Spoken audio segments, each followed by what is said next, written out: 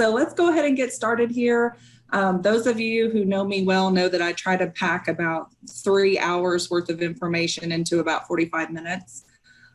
So I hope that you guys are, listening and attentive, and make sure that you're, asking questions in the chat pod, but also make sure that you are sharing your local best practices as well.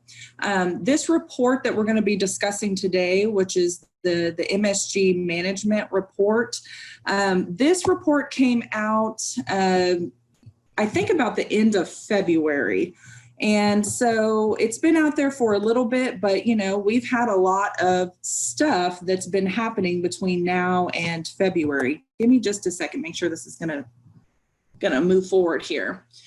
So we've had a little bit of a distraction since the end of February. And so when this thing kind of rolled out, many of you were, of course, focusing on developing remote learning and doing, a lot of things that were really non-performance related, just so we could continue services. And I applaud you for that. But I wanted to go ahead and have this webinar as we move into the summer and hopefully back into getting some business as usual going. The MSG management report is the second report that we have developed since 2014 that's really based on a participant level view. And it is one of the 2 reports that you currently have in Teams that you can utilize that's going to be aligned to WIOA performance. So a couple of things that we're going to be, and if you'll keep these sort of questions in your mind as we move through today's webinar, these are some things that the report is going to be able to tell you at a very basic level. It's going to be able to tell you, all the participants who need an MSG for the program year. It's going to tell you which participants already have an MSG. And then it's also going to be able to tell you what specific MSG did they earn. Now, as you know, prior to WIOA, there was really this standard in terms of when we're talking about something that was considered progress within the actual performance year, and that was really pre-post testing.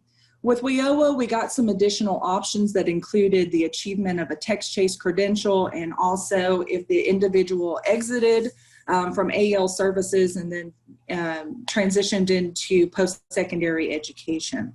So it allows us to really work with individuals, not just on a pre-post testing in terms of educational level gains, but gives us some other options. The problem was we never really had a report that gave us that information because Teams was not originally built to tell us that information.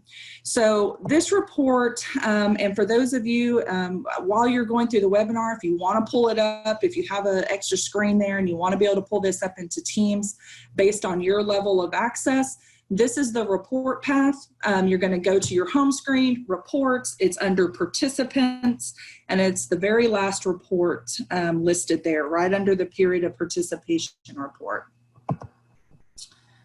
So I want to talk a little bit just about basic functions. The MSG report and really how this supports you locally.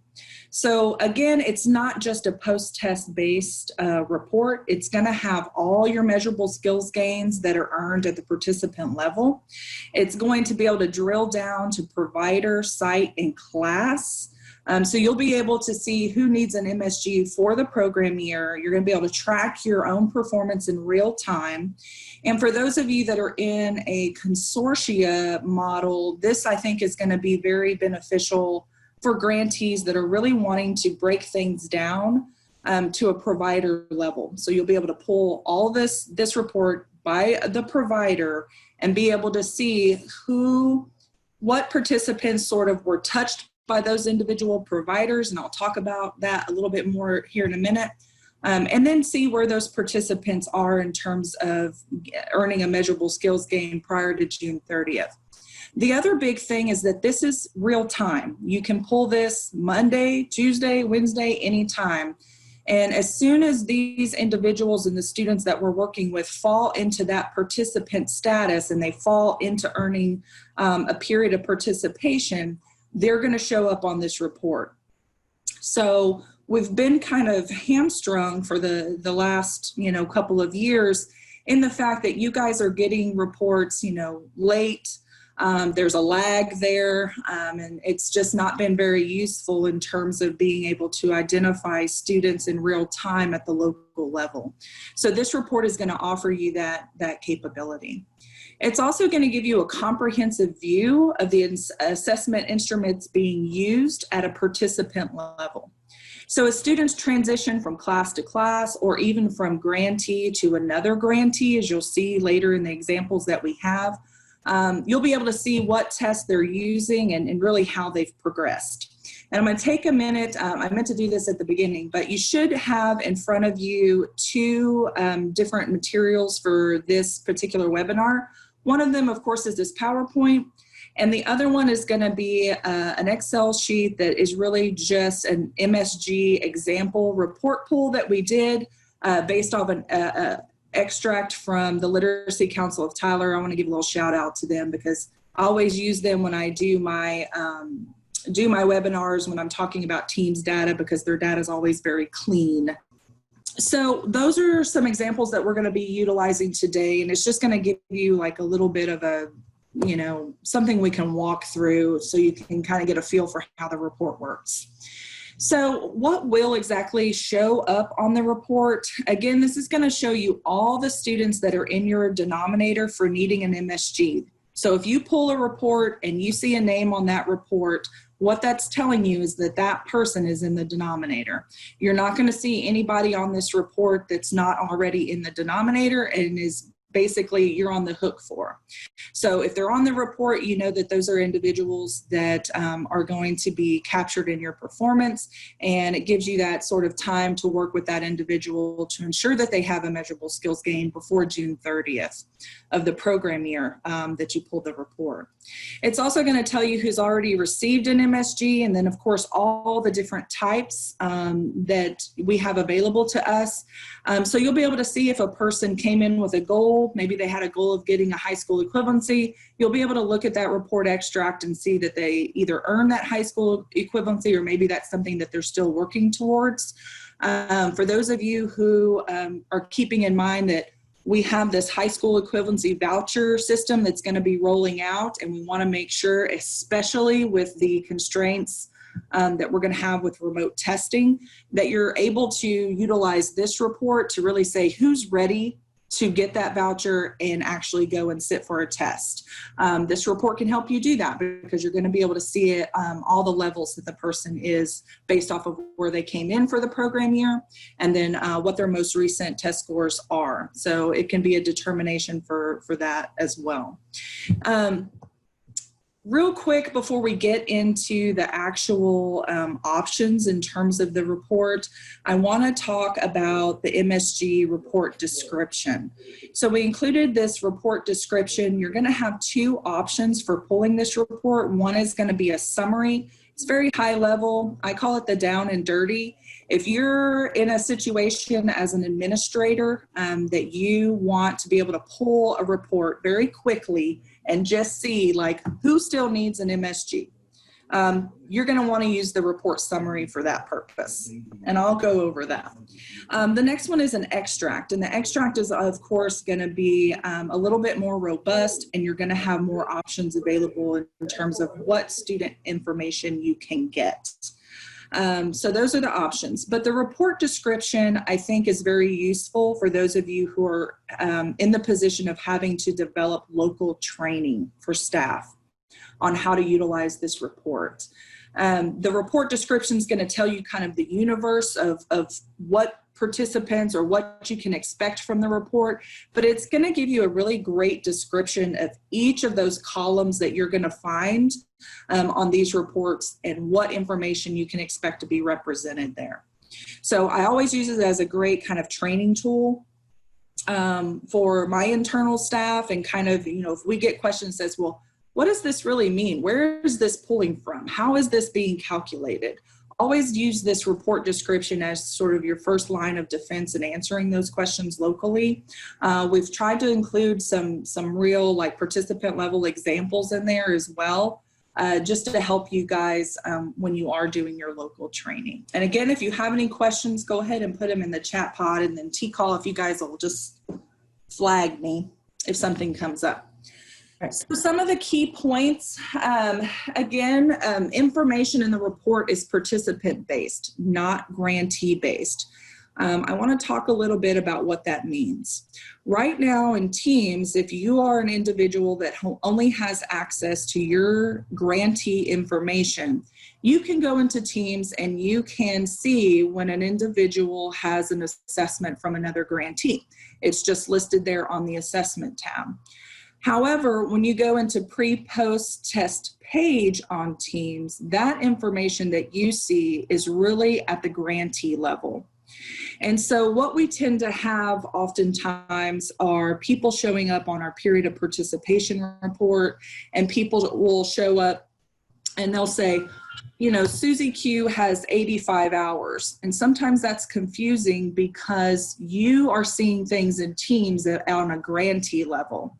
And maybe Susie Q has 85 hours, but she only got 20 of those hours from you.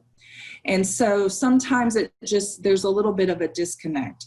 All the reports that we're developing in Teams from now moving forward are going to be moving us into a space and time where every grantee will be able to view all of a participant's information, regardless of how they were served or who they were served by previously. And that's an important thing, I think, for you guys to understand, because when we look at performance, we look at it at a participant level. So that participant may move through the system, they may migrate into other grantees, and we get to see all of that on the back end. But you guys are somewhat restricted in being able to see those services. So you'll see in the example that we use here in a little bit what I mean by that, and we'll be able to talk about that in more depth. The filter options for this report are very similar to the ones that you currently have: provider, site level, class level. And the important thing to note for the filters is that when you utilize a provider, site, or class level filter, if that student was attached and has any hours associated with that class, they are going to show up on this report.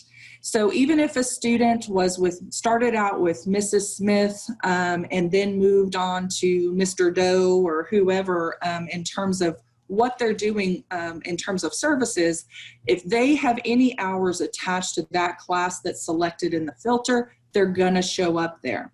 So it's not going to be something that you're going to be able to pull and then cumulatively just add things together. There is potential to have duplicates once you get into a filtering status with this report. So it's just something to kind of keep in mind. And then last, pay attention to phrases within the report that say latest grant recipient. The GR stands for grant recipient. And what this means is it's really pulling information from any grantee, not just you. So you're going to be able to see if a person had alternate testing with another grantee, or if they have some other test instrument that may be assigned to them outside of what you personally as a grantee have done with that individual. So let's talk about what you can expect whenever you pull a report summary.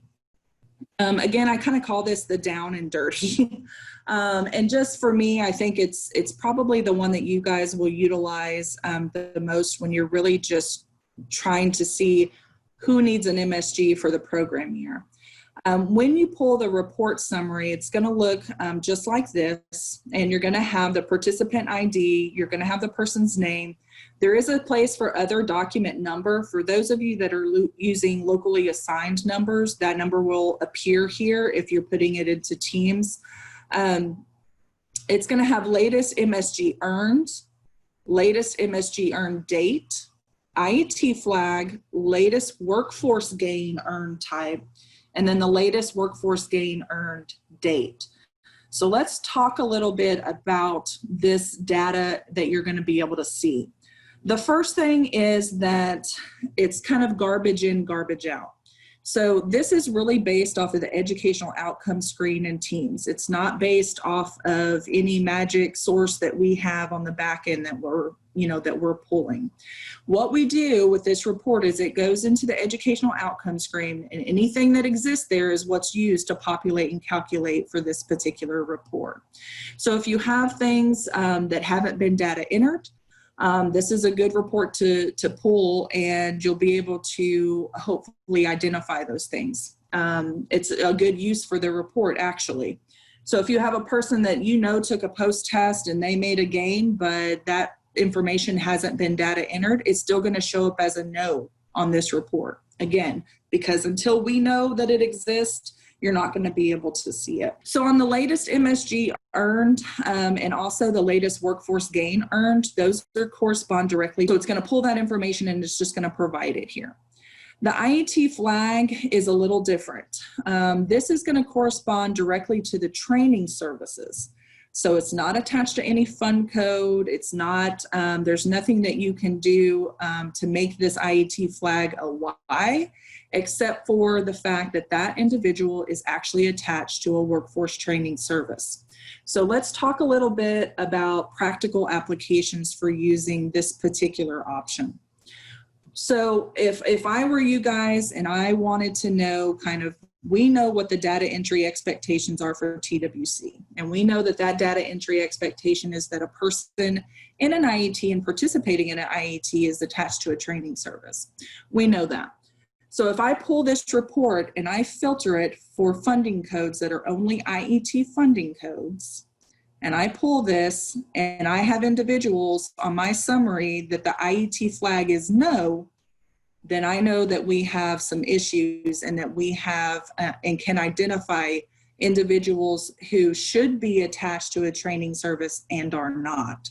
So that's something in a way that you can utilize this report that maybe is a little bit outside of the scope in terms of measurable skills gains, but it's still a way that you can use the report for something that's going to help you locally with your data quality. Mahalia, we have some questions. Sure. So there's one that I think you already answered, but it says, will this cover MSGs for vocational training used in IET? Yes. So that is what the latest workforce gains earned type is. So if you've entered a workforce gain type, then it'll be listed there. If you see a blank, that just means that there hasn't been a workforce gain type attached to that participant yet. So it's also a good way for you to kind of go in and check for your IET participants to see if they have a gain for an IET. Okay, and then another question says, will participants also be duplicated because of starting a new POP? And will there be a way to determine duplicates? The answer to that is no. So because this program, it's a really good question. Because this report is focused on people that fall into the MSG denominator and you only fall into the MSG denominator one time, you can have a person that has multiple periods of participation, but you would only see them on this report once, or at least that's the way it should be working. So if you guys see something else as you're working through the data, let me know. Perfect. And we don't have any other questions yet. So let's talk a little bit about the extract and what options you're going to have for the extract. So the extract, you know, there's a lot of data elements on the extract if you use it to its kind of full capabilities. So I wanted to take the time to go over just a couple of options that you guys are going to have. One is training hours type uses. And what that one is you can choose to tell the report to only to pull participants with or both without an IET related coursework.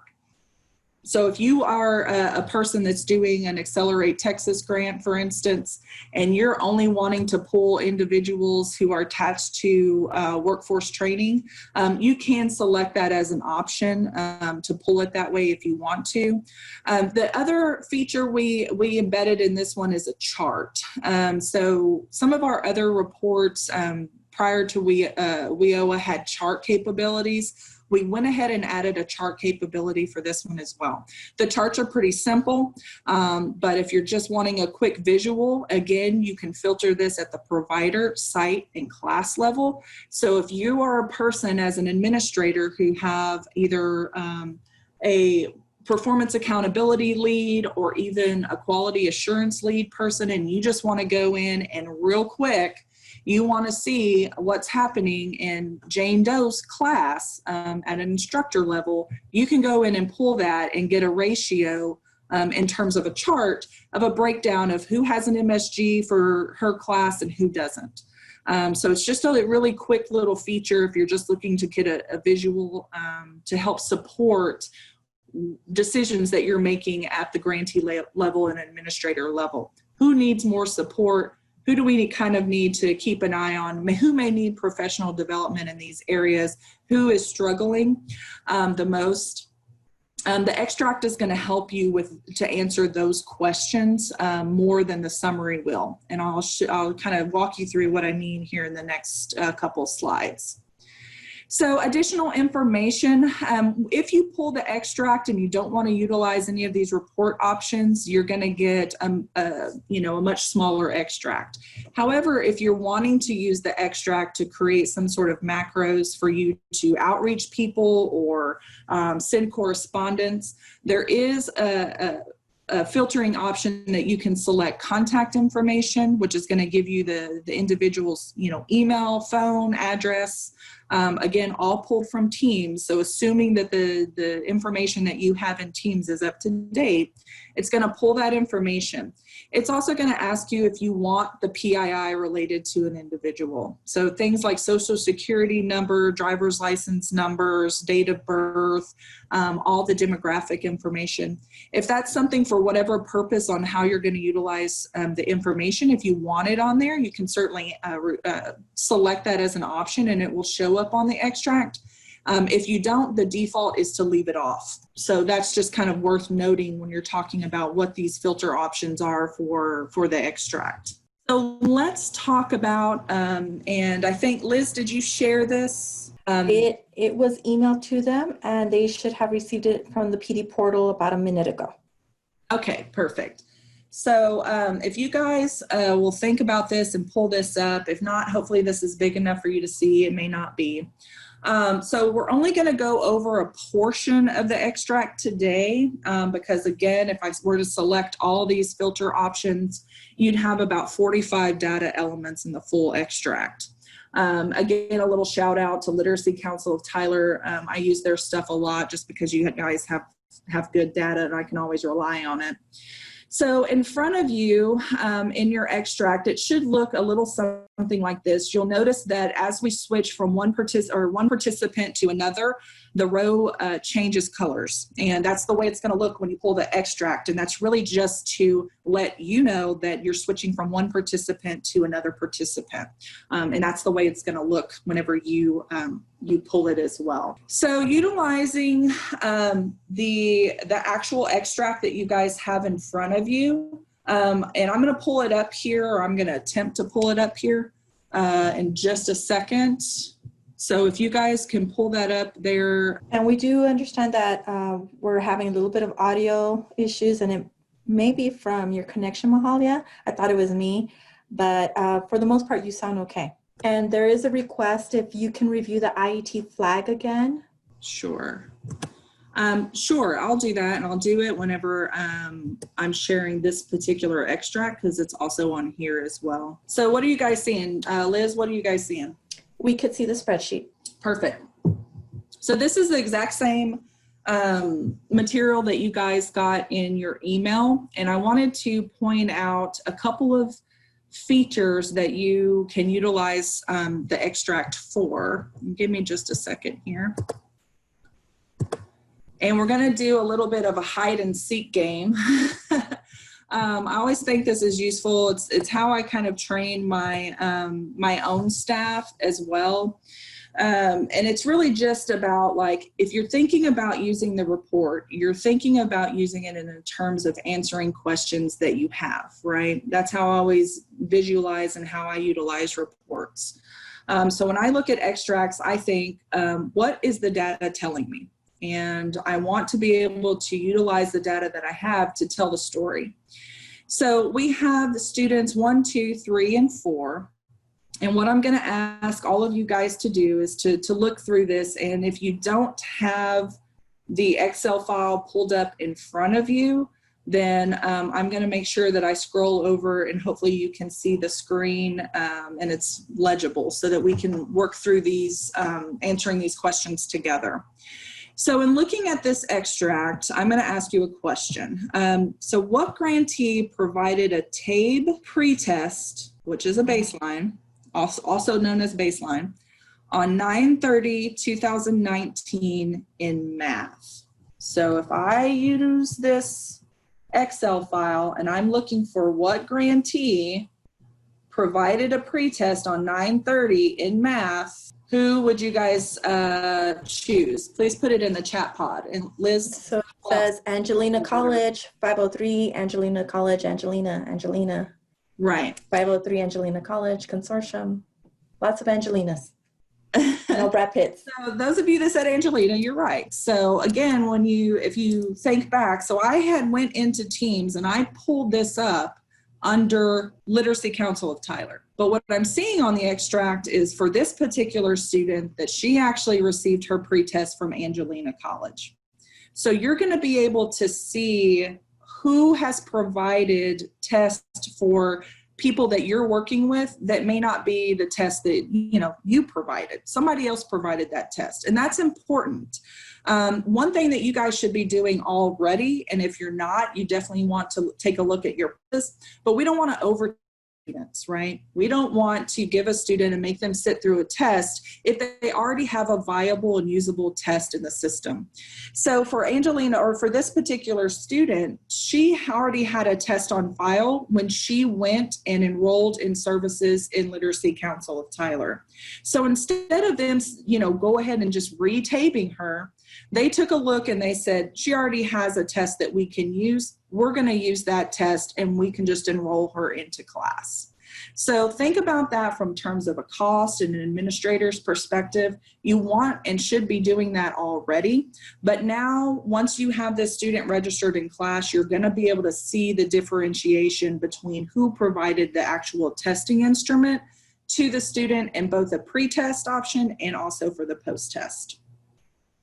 So thinking about that same student, what we can see is that even though Angelina provided the pre-test and LCOT went ahead and enrolled this student into class, LCOT then was utilizing the student's hours that have already been accumulated since that pre-test, and they went ahead and post-tested this individual.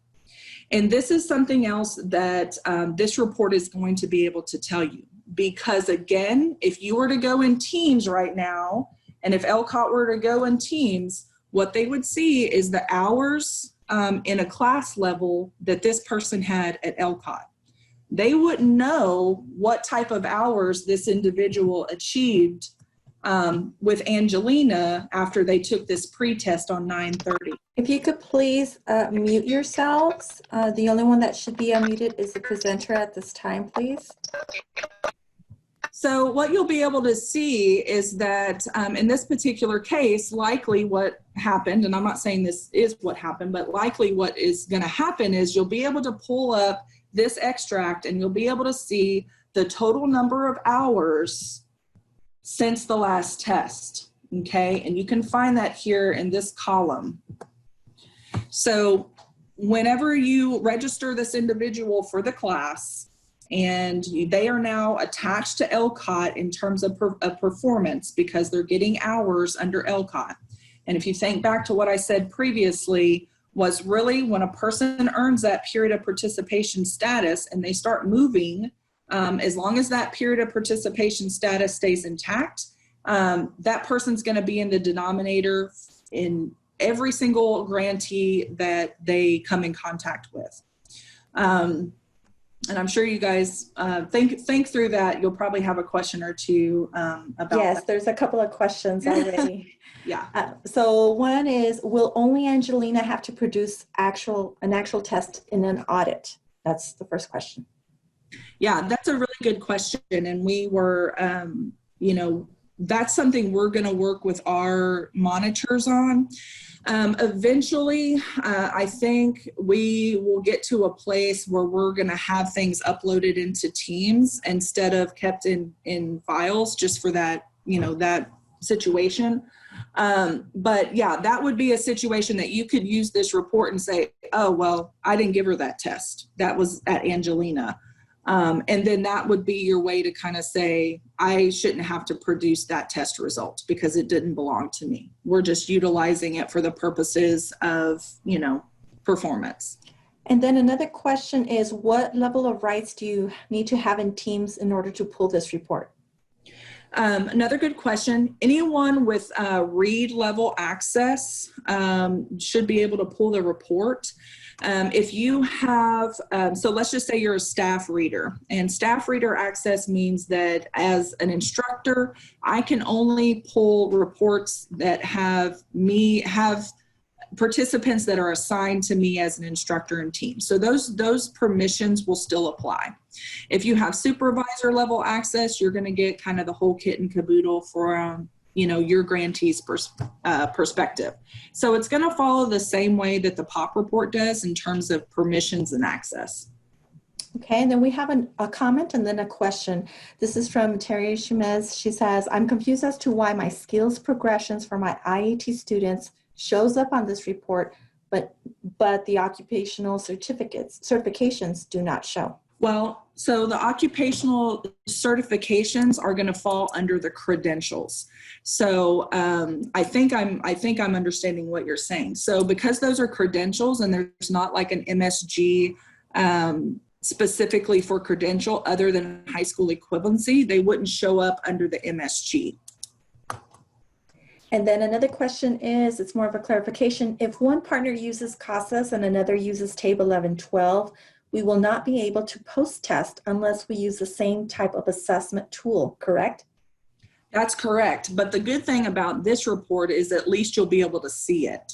So because it is a participant level report, if a participant has multiple instruments attached to them, and those instruments are being used and have been pulled forward to be used, then you're going to be able to see that on this report. But and one more, it says it would only sorry, go ahead. And this is a clarification. It says it would only show who administered the post-test at a grant level, not consortium. Is that correct? Wait, ask me that one more time. It would only show who administered the post-test at a grant level, not consortium. Is that correct? Correct. That is correct. Good questions. And those are all the only questions I have for now. Okay. And the reason for that is because we, in terms of your performance and how we assign performance, that all happens at, the grantee level. So that's just, how we've always done it. But that's a good idea. We've had a couple of other, requests and kind of suggestions in terms of being able to break things out at the provider level. This will help you break things out at a provider level to see who made a gain at a provider level, but it's not going to, you kind of still have to do the math yourself, I guess is what I'm saying. So good questions. So let's go on to some of these other things I want to be able to get to. And of course, like I said, 3 hours of content in 45 minutes. And there is one more question, and I think it's apropos. Is there any chance of seeing it at the consortium level anytime soon? Maybe. Maybe I wouldn't rule it out. What we generally do, and we did this with the POP report as well, is we let this kind of be out, let you guys use it, let the users use it for a couple of months. And then I'll probably reach out and ask you guys, like, what does it not give you? Or what are some of the things you think need to be tweaked or need to be changed on the report? And then we will go back. We're in this weird place too right now where Teams has certain limitations in terms of what we can get and how we can use the data. We've been waiting, and I know you guys have heard me talk about this. We actually purchased a data warehouse capability with Tableau, and the goal has always been to have a nightly interface with Tableau, and then you guys would have the ability to query reports in Tableau. So that's going to give you a lot more flexibility in terms of being able to pull data and utilize data from that system. With everything happening with COVID, UI has kind of commandeered the necessity for that, at least for the time being. But we'll be getting, back to working on doing that for AEL, hopefully very soon. And so whether this gets updated in Teams in the future or you just have expanded capabilities through Tableau and a data warehouse situation in the future are kind of yet to be determined. And we still have more questions. I don't know if you want to continue with presentations or Let me go on because Okay. maybe I'll answer some of them as we get through, kind of going through some of these exercises, and then hopefully we'll have a couple minutes at the end. And I will always say, you know, guys, I'm super accessible. If you have a question, don't feel shy about sending it to me. You know, I love hearing from you guys and getting your feedback. So let's go on with kind of the next little hide and seek here, which is really what student made a gain in reading. So let me scroll over here so you guys can see this. So what are they saying in the chat pod? So if you're looking at student, let me go over here to students. Mm-hmm. What student made a gain in reading? Student 4, student 3, student 4, student 3. Correct. So that's another just useful, you know, tidbit I think about the report is being able to see not only students that have made a gain, but what the levels are between those gains. So you'll be able to see if a student moved up 1 level, 2 levels, 3 levels based off of their pre-post testing. And also, if you scroll all the way over, this is where we get into kind of the non-post test. And I'm spending so much time today really focusing on the ways you can use it for post test, because in reality, about 95% of all of our MSG gains still come from post testing. Now that may change with the use of vouchers. You know, it's very possible. So you do and will be able to see this on this report if there's a match with TEA, or you guys are manually entering in a high school equivalency into teams. Again, this is all drawn and pulled from the educational outcome screen. So as that information gets updated, this is going to be updated in real time. So kind of keep that in mind. So in terms of, if I were to ask you how many students, if I pull this report, and this is what comes up. How many students are an IET student? We've got 1 student, right?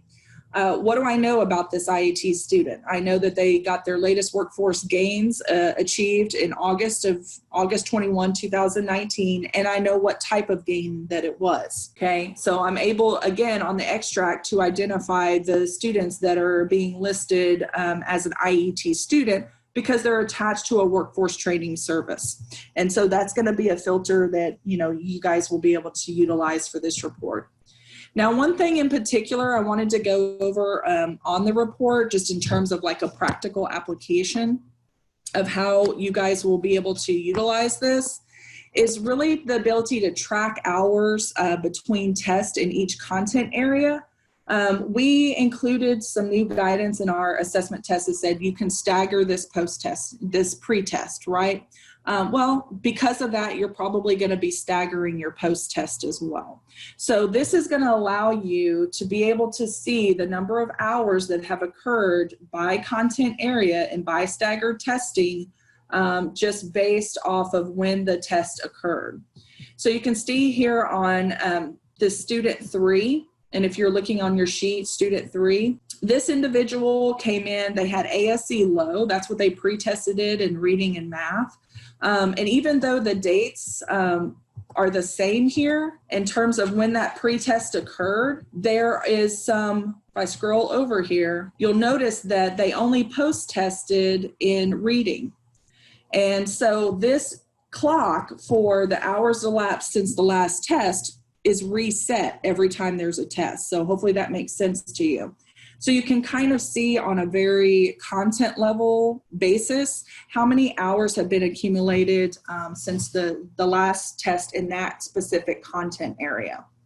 And again, this is pulling hours that are attached to the student, not just hours that are attached to the grantee. So if you have a student that is accumulating contact time in multiple grantees, which we do have, it's not common, but we do have that you're going to be able to see this at that sort of granular level. And Mahalia, I'm sorry to apologize. I apologize for interrupting. We do have a question, a clarification. So student 3 did not make a gain in math, correct? I'm sorry, what was that? Student 3 did not make a gain in math. Is that correct? Correct. So that's exactly what this report is going to tell you. It's going to say they got a reading pretest, they got a math pretest, but they were only post-tested and made a gain in reading. So that's another, and this is something too, guys, like tomorrow so I have another webinar tomorrow, and it's for, a little more geared towards instructors. So for those of you that signed up for both, I just kind of wanted to tell you, this is pretty much the same stuff I'm going to go over with them. It's going to have a little bit more of sort of instructor view, which is going to talk a little bit more about being able to look at this and see the number of levels that a person has completed on a post test, time between tests, days between tests, and things that they may think are a little bit more of a practical use at the instructor level. So just so you guys know that. Now, one thing I wanted to go over with you guys, and I know we only have about 9 minutes here, but this is something, this is a use I think that you will come into knowing, I guess, about this extract and the way that it works. And I want to draw your attention to student 1. So if I look at student 1, and again, this is based off of real data, so that's why I always like to kind of use the real data if I can protect PII, because it's just a little bit more authentic. So if I look at student 1, that's the 2 rows in green here at the top, I can see that this person, that the pretest being used for this individual for this program year that we're in, 1920, actually happened in June 28, 2019. And that test was basically brought forward when this student was attached to a class in this program year, right? We do that all the time. We bring tests forward kind of all the time.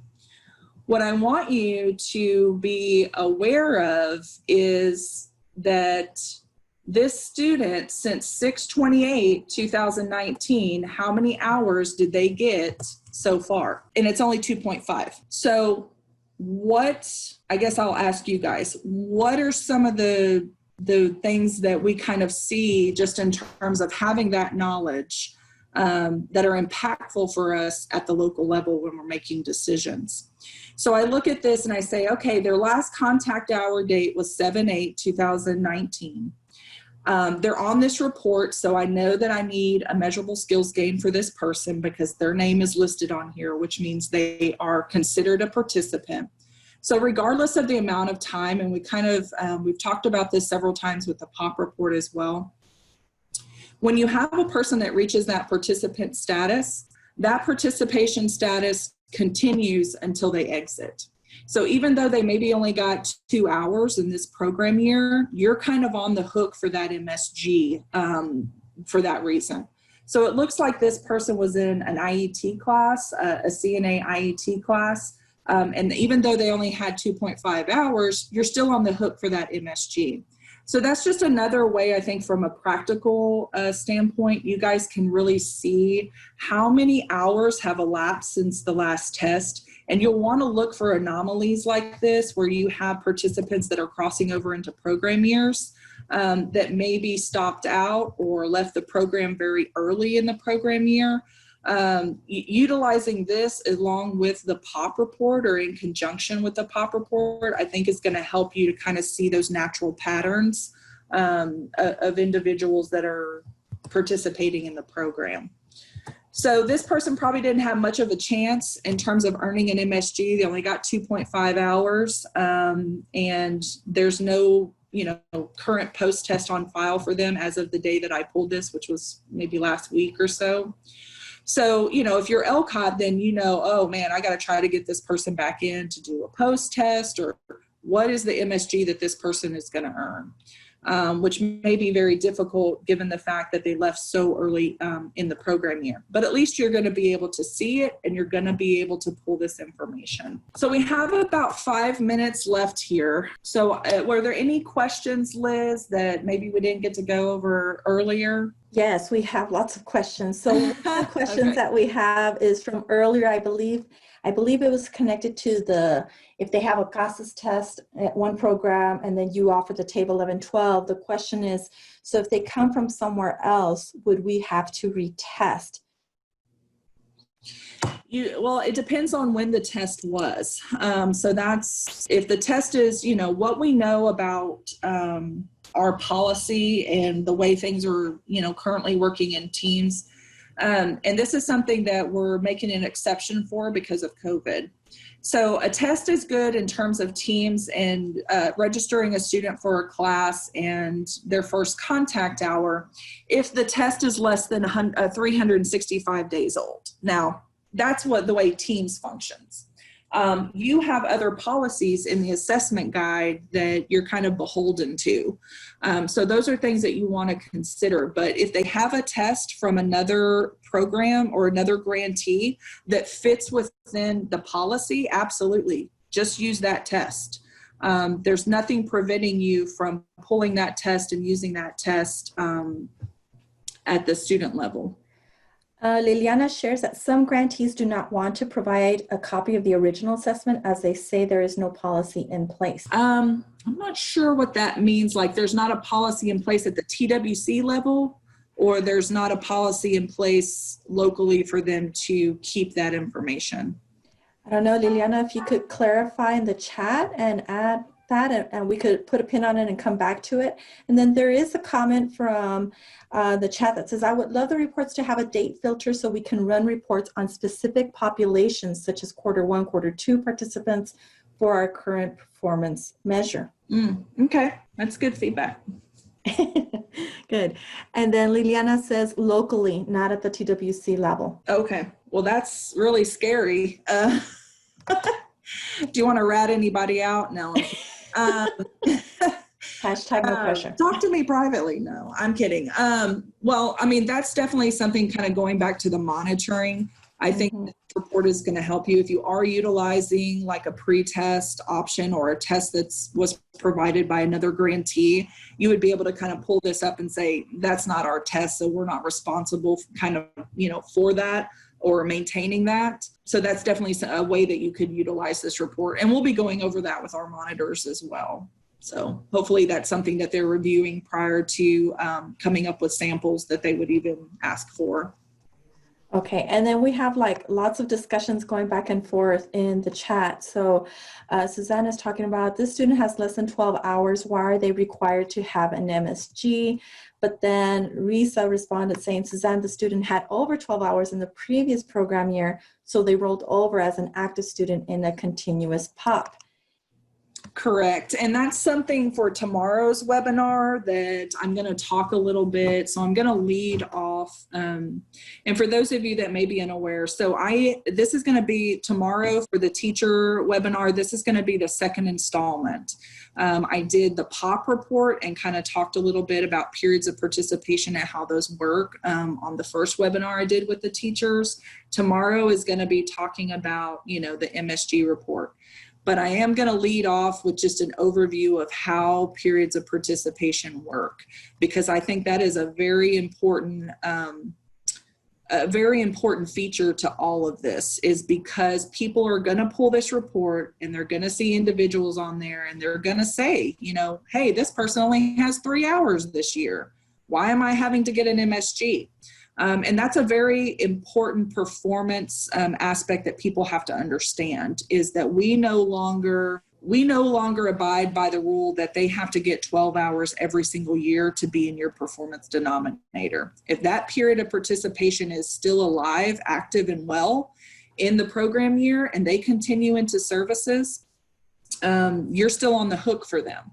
And so when you are really thinking about all of those things from a program management perspective, this would definitely be a report you would want to see, how students are kind of coming in and out of the program to keep periods of participation open. So for instance, if you have a class that starts in April and ends, July 15th, in your brain, you have to understand that those individuals are going to need an MSG in two program years. Those are just things you've really got to be aware of when you're making those decisions at the local level. Okay, and we are at time at this point, but I did promise David that we would come back to his question, was if there was a way you could review the IET flag on the report. Yeah, let's go over that real quick here as we close out. And for those of you that don't want to stick around, again, if you have any questions, feel free to reach out. I really want to encourage all of you to start utilizing this. As you're using it, you're going to find other ways, like just sitting here and going through and walking through this with you guys, I've already thought of about 4 other ways that you guys can use this report. So I'll probably do a follow-up webinar, here in a month or so, give you guys time to really dig into this and get some good questions. I like those good weedy questions from y'all. So I'll probably do a follow-up one. So for those of you that have to go, I'm going to stay on the line here and answer some additional questions for as long as I can. But thank you so much for joining me. I love doing these things for you guys. I love the questions that you provide. And your viewpoint is just so crucial for me when I'm working with IT to develop these things. So I really, really appreciate you joining me today, and have a fabulous Monday. And a big, big thanks to Mahalia. I know there's lots of people that have questions, but lots of thank yous. This report is so helpful. Thank you, Mahalia. Thank you for being so accessible. Thank you very much, Mahalia. Great information. Thank you, Mahalia. Thank you so much. So nothing but praise and appreciation on this Monday afternoon. So for those of you who have questions, stick around. And as you heard Mahalia, she's willing to stick around and answer those questions. I'll be posting her email in the chat in case you want to reach out to her and ask her those private questions so you don't rat anyone out publicly. And Mahalia, thank you to you. And I also want to thank our those folks that joined us, like Lori Slayton, Elena Madrid, and the TCAL staff, Anne-Marie Molinari and Dr. Olga Escamilla. But at this time, let's go ahead and take some of those questions that you were going to show us the IET flag. Sure. So for the IET flag, I'm going to go over this again. So this particular flag, of course, the options are yes or no. And if it says yes, what that means is that that particular individual, so if I'm looking at this, this spreadsheet, this is student one's information here. What I can see is that this particular student is attached to a workforce training service. I think could utilize this report that maybe, isn't necessarily obvious. It may not be obvious, is you could pull this report. You want to filter it for only IET participants, right? By the fund code. So if I pull this report up and I filter just for those IET participants, IET AFLAB, IET EL Civics, so anybody or any student that's considered an IET student, if I pull this just based off of those fund codes, and actually let me see if I can actually just pull up the Teams training environment real quick. But if I do that and I pull it just for those fund codes, and then the report extract gives me a bunch of no's, then what that's telling me is that I have people who were coded in terms of a fund code as IET, but they are not attached to a training service. And the real data entry requirement is that if you have a person that's in an IET, that person has to be attached to some sort of training service. You don't want to just say, oh, I'm going to put them in a fund code that's an IET fund code, but then you don't actually do the second requirement, which is building out the training service and telling us what training they're going to be attending. So that's one way that you can utilize this. In just a second, I'm going to pull this up here. And there is another comment whoever asked that. I'm sorry? Does that make more sense for whoever asked that? Am I answering the question? I'm looking at the chat to see. Yes, got it. Thanks. Okay. And then there was a suggestion that perhaps in the future there could be a report that ties in the funding along connected to the MSGs. Yeah, and that's a really good point. We had tried to actually do that, this round. And one of the things we were coming up against is, people are obviously attached to multiple fund codes within the program year. And man, it just got really messy. The extract just became this it was just huge. And it was a little bit of a monster. So we actually removed that. But I'm not giving up on the fact. I think it's useful to be able to have it just like that and be able to see all the fund codes that are attached to that participant. For this particular go round, we just couldn't make it work without it just I think being a very difficult thing to train on, and I didn't want to scare people from actually using the report. So there is another question that says, are our IET participants still required to have gained 12 direct hours? Can you say that again, Liz? Will the IET participants still have to have 12 direct hours? So to be counted as an IET participant, She or doesn't just to show up say. on this report? Well, it doesn't say. Let's see. Would you please restate it? Let me see. If you're still on the call, can you please clarify? And what you could do is unmute yourself at this time. This is from Blondine. Go ahead and unmute yourself and you can ask the question. Well, good afternoon, all. Can you hear me? Yes. If you could just speak a little louder. Basically, she answered it. Yes. Okay. Are they required to have 12 direct hours if they are included in the IET training? That's one of the things that we were taught. Yeah. So, and the way that, and it's interesting because for the IETs, we really push for way more than 12 direct hours, obviously. For the IETs, the kind of the sole purpose is to, contextualize the learning to get the student through the credential, but also improve their basic skills. So the 12 hours is really more of a mechanism to make them a participant, not necessarily, an IET specific thing. So once they hit that 12 direct hours, they're considered a participant. The IET is the service, that participant is in. But we would want to see a lot more kind of robust basic skill support for those IET participants than just 12 hours. Any other questions? There is a question from Lorraine asking, will receiving program be within right to retest student using the assessment that receiving program uses, i.e. the old program uses CASAS, the new program uses TAPE? Yeah, that's a really good point. I was surprised somebody else didn't ask me, but yes, of course. If you're the receiver and they're transferring to you and the other program use TABE, but you only use CASAS, you're kind of in a situation where you may not have a choice there to retest the student. Perfect, thank you. And I'm scrolling the chat to see if there are other questions. There's a comment, I see a comment from Ann Savino. She was responding that yes, IET participants are required to have adequate basic skill support, and that is rarely less than 12 hours and probably need more to be successful. Thank you, Ann, for sharing that. So I appreciate that. And I do not see other questions, just still lots of thanks. Perfect. Yes, very robust, says Ann.